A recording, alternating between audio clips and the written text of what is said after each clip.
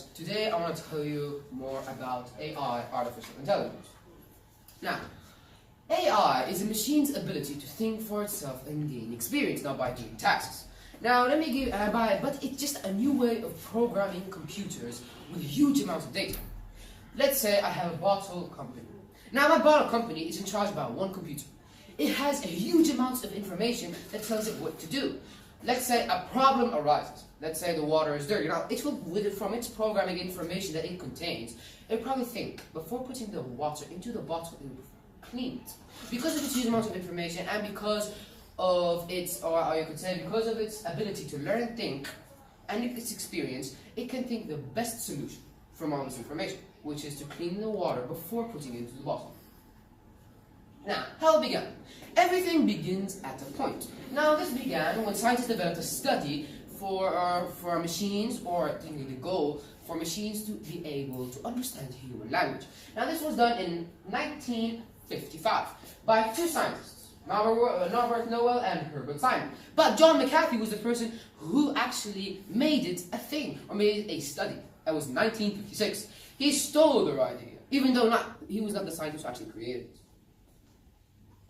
Now, I'm talking about the types of AI. Now, every study in the world is divided into categories. AI has been divided rapidly and has been made into many, many categories. Now, let's see. There are four main categories I want to talk about in this presentation.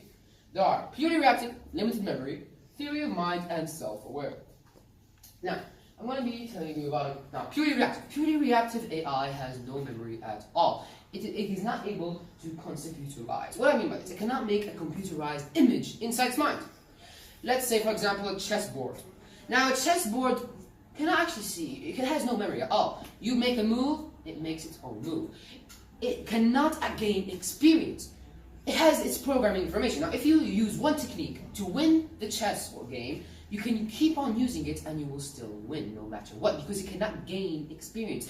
It cannot learn and think for itself. Now, wait. Now you have limited memory.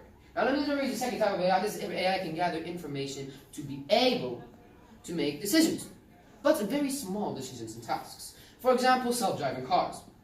Now, they can make a computerized image in its mind and can make small decisions, such as turning right or left. Now, theory of mind. Now, this brings things to the next level.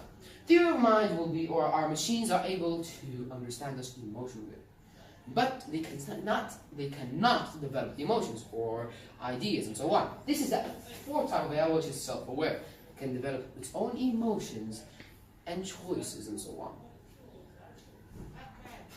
Now, the uses of AI. Of course, we use AI almost every day in our lives. How? Let me give you some examples of what we use in AI. Now, if you're an iPhone fan, you probably have Siri, which is actually self-recognition, or uses voice recognition, that can actually understand what you're saying. And we have Gmail, Amazon, Google Translate, and Facebook. These are all types of AI that we use every day. Now, can AI be dangerous? This is a question that everybody can ask, anyone. Now, everything we use can be dangerous in a sort of way. How can AI be dangerous? Now, AI is in charge of military weapons and so on. Let's say a hacker comes and hijacks these. It could be the end of the world. Also, AI can become self-aware, think for itself, and maybe just maybe, it will think to destroy the world. The first thing that comes to mind is destroying humans. Because every machine or every person first thinks about what can destroy it and what can bring harm to itself. And, well, of course, AI thinks that we ourselves are the only people that actually bring harm. We pull the plug, they're dead. So they're going to try and remove us from the world. So let's say this happens, it could destroy the planet we live in. Now,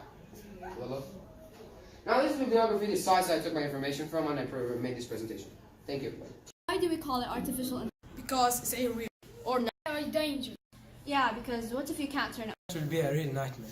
Not to forget, more recently on Facebook, two AI secretly invented their own language and started communicating with each other. But shortly after realizing, Facebook pulled the plug. Why those AIs become self-aware? Yes, they were. What would happen if they ever get self-aware in the future? Firewall can stop them. Every computer, and even on satellite. This kind of scenario in Terminator can happen. If we we want to use this technology. Has its benefits. But we must take safety measures. Will it be enough? Future self-driving cars, robots working in our homes. I think it sounds exciting. 3. We think it sounds scary.